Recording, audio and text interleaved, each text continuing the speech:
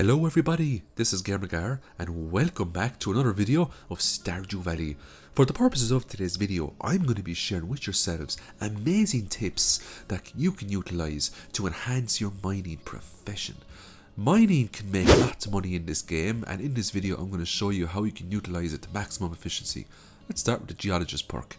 Chance for gems to drop in pairs, and the Excavator, chance to find geodes, are doubled. These two perks are absolutely amazing for getting started with your mining career. Let's have a look at the perks right now. So we have a ruby node right up there. Let's drop a bomb, blow this up, and see how many rubies we get back. So I'm just going to drop a bomb down here now and let's see what happens.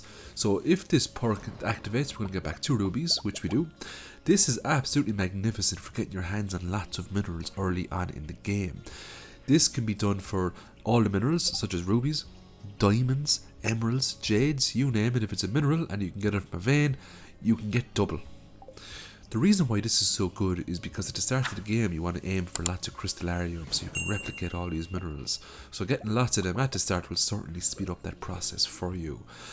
Now let's take a look at the Excavator Park, and it's a perk not many people get, but it's absolutely essential you pick this perk at the very start of the game because it means that you're going to get a lot more geodes, and if you get a lot more geodes it means you're going to get your hands on a lot more materials, especially rare artifacts such as the prismatic shard. As you can see here now, I'm getting lots of frozen geodes because I'm on the midsection of the hardened version of the mines, and you can get some nice things from frozen geodes.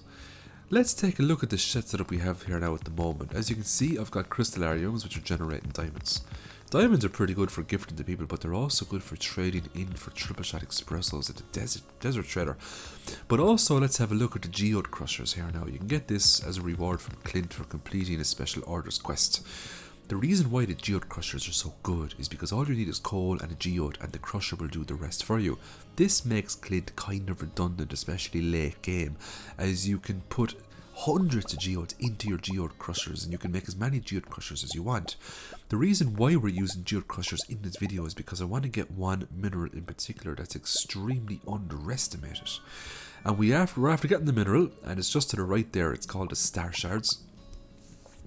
Star Shards is it's in my opinion the best thing you can put into a crystallarium for the sole purpose of making money. Now they don't sell as much as diamonds, but a star shard only takes 3 days to replicate, where a diamond takes 5 days to replicate.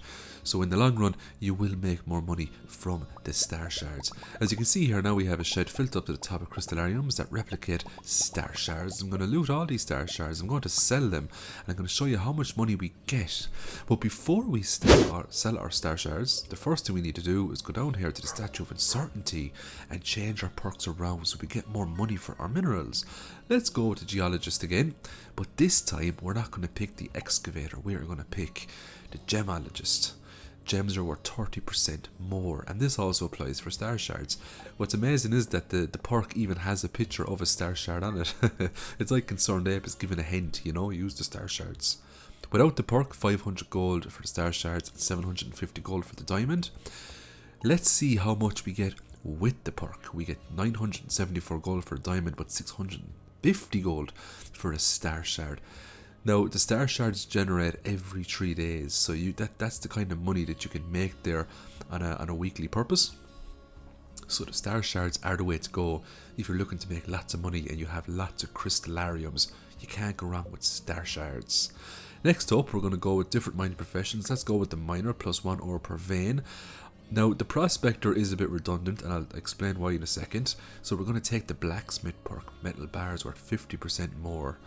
The reason why we don't take the prospector is because there's much better methods in this game to get your hands on coal instead of going into the caves and actually mining ores, and that is by converting wood into coal. Let's take a look at this method here. As you can see, I've got forests set up in my farm. I'm now going to cut down a lot of hardwood here, and what I'm going to do with this hardwood is that I'm going to convert it into wood, and that wood will be converted into coal. What's very important here is that you keep the seeds that are dropped from the trees that you cut down, replant those seeds to keep the forest up and running. So we have a shed here now filled up to the top with wood chippers, charcoal kilns and furnaces. So basically how this shed works is I put the hardwood into the wood chippers, that's going to give me back wood. I'm going to then get that wood, put that wood into the charcoal kilns, that's going to give me back coal, and then I can use the coal to smelt the ores into bars. So you can do it all in this shed. The reason why I haven't filled up to the shed to the top with furnaces, because you don't need a shed filled up to the top with furnaces. You know, the amount of furnaces you see there is fine. Let's sell all the bars with the perk to see what we get. Copper bars 90 gold, not a lot. Iron bars 180, gold 375, iridium 1500, but look at the radioactive bars. 4500 gold for one radioactive bar. Let's have a look at the other perk, plus 1 ore per vein. This comes especially handy when you're mining rare veins, such as the radioactive veins. They're extremely rare to come across. The more luck you have and the deeper you go, the bigger chances you have of finding these veins. But even with all the luck buffs, they're pretty uncommon.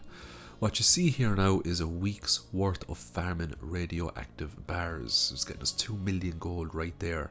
That's how much money you can make from mining on a weekly basis. Absolutely incredible money.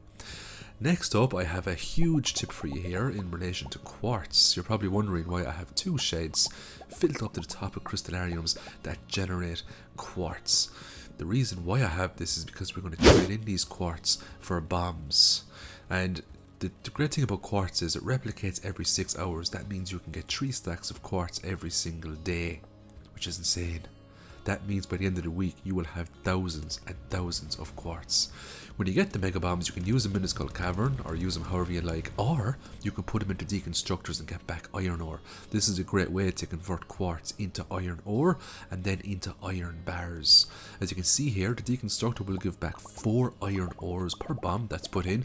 Just make sure that you don't accidentally drop the bomb like I've done on many occasions, which will blow up the deconstructors. As we can see here now, I've got back lots of iron bars, but why stop there? We can actually go a step further. We can convert the iron bars into gold bars using our lovely transmutation technique.